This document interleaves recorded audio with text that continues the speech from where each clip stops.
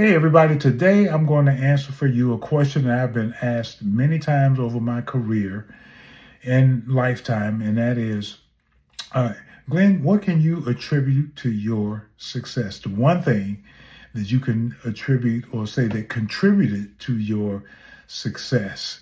And oftentimes that question is being asked because people have knowledge of the things that I've been through, when I think mainly that would be why that's asked, because they know that you've been through a lot of difficulties and hardships and you've come out on the other side. And they, of course, liken that to when they take a look at perhaps the things that you have accomplished.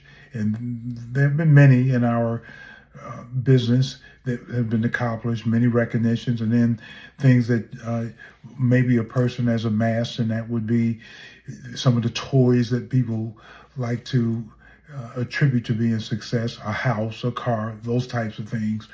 And so I think it's the collective whole that one takes a look at, and having known that I've been through quite a bit, and they said, well, what do you contribute to your success? Give me that one thing that made the shift in your life. And I sum it up in this.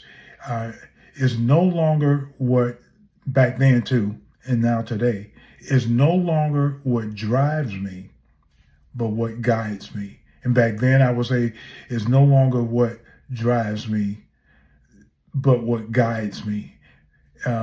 Driven, as I consider it, it has the connotation that you're in a car and you're being taken someplace. And that was me. I was being driven, and I was being taken to places, oftentimes in business, that I didn't know where I was going, places that I didn't need to go, places that I had no idea where I was going because I was being driven.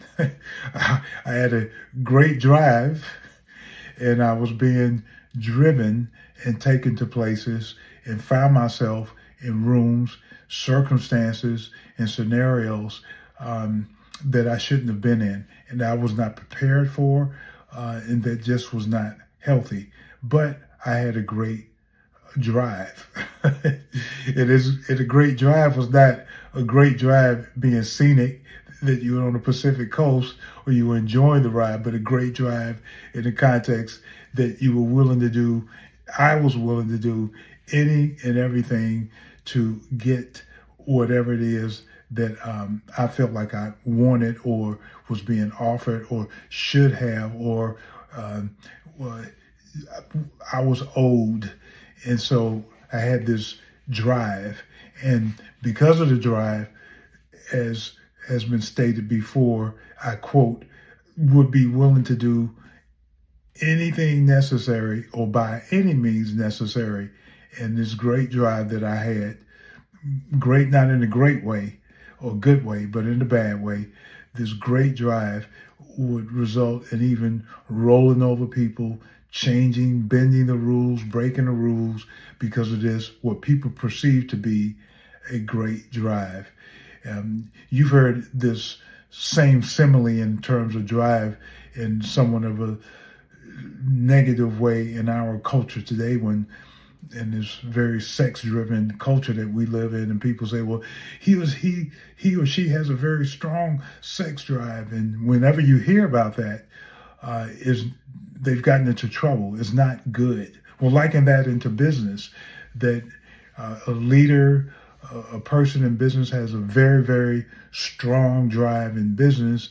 And when you think about that very strong drive in business, it is not a good reputation. It typically means that as you look back over the individual, a lot of harm and difficulty and hardship has been created. They've achieved, in theory, a lot of things, but the reputation that they have a strong drive is not favorable.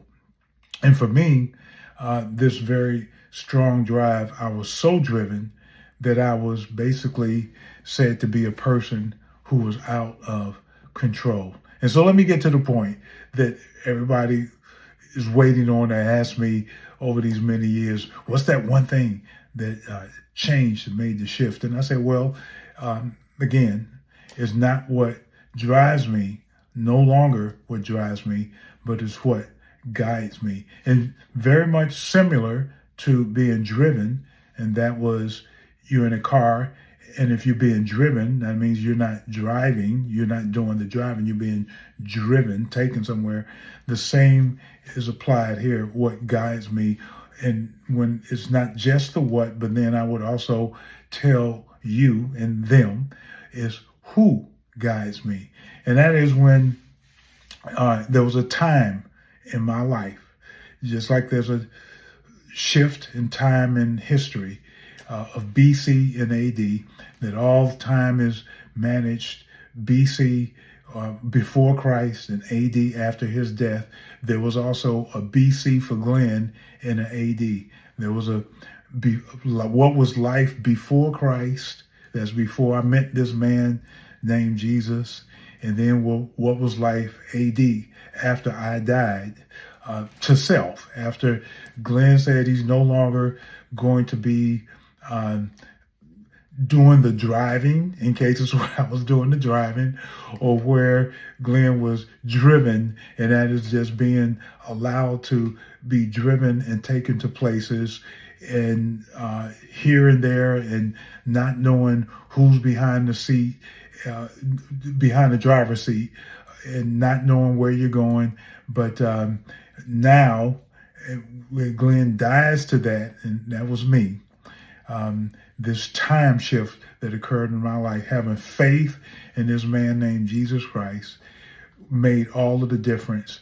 And I guarantee you, and I promise you, that if you speak to people who knew me, not when I came to Christ, but who knew me before, and then they will say, well, something happened to Glenn. I would have to tell them, what happened? Your decisions changed, how you manage your business and our relationship changed, how you responded, the principles, how you operated your organization. Why do you do what you do? They say you seem so driven, and I would reflect on that and say, no longer driven. I'm being guided.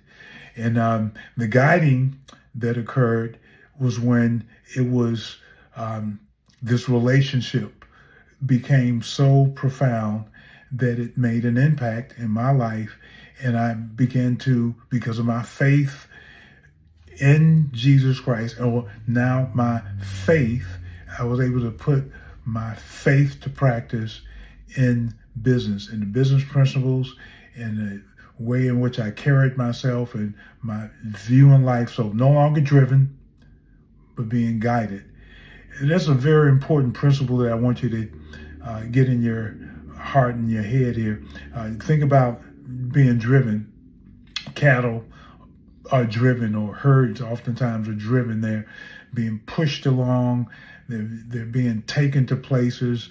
They're being herded. They're being driven. They're being moved and pressed and taken into direction. Maybe that they, I guess to some degree, that the person that's driving them said it was best for you to go there, but the cattle don't know that. the herd doesn't know that, but they're being driven. And the shepherd guides. The shepherd doesn't drive, the guide leads the way. There's a difference from being pushed and forced versus leading. And when you think about leading, one has to have a willingness to follow, but being leaded and then guide. Guide is a much more, not only gentle way of moving into a direction, but it certainly has the connotation, and this is what happened with me, of guiding, showing the way versus being driven, pushed along to anyway. So normally if you're being guided, there's a way in which one should go, and it's a guiding light.